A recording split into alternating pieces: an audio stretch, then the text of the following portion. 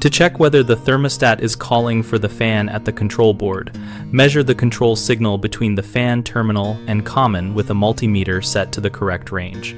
Set your multimeter to measure alternating current voltage and confirm the range covers 20 to 30 volts. Turn the thermostat to fan on or set a cooling call so the fan should be running and lock the system in that state if your meter has hold.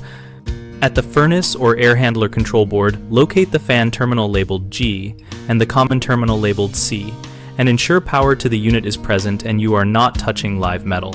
Place the red probe on the fan terminal and the black probe on the common terminal, keeping steady contact with the metal parts of the screw or wire to avoid false readings.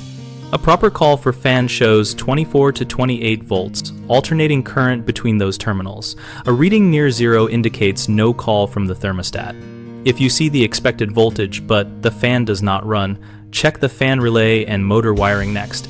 And if there is no voltage, check the thermostat wiring and thermostat configuration for fan control.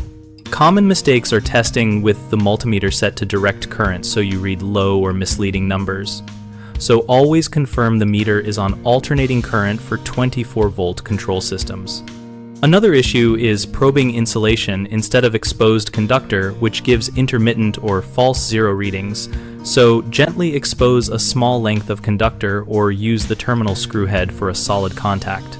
People often neglect to secure the system in a call state and glance away, which leads to thinking the thermostat is at fault.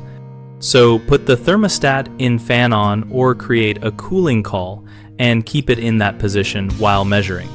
BigHomeProjects.com connects homeowners with local contractors, and we show community discussion threads where people share real experiences and troubleshooting tips. We help contractors find work by letting them join conversations and respond to leads in our network.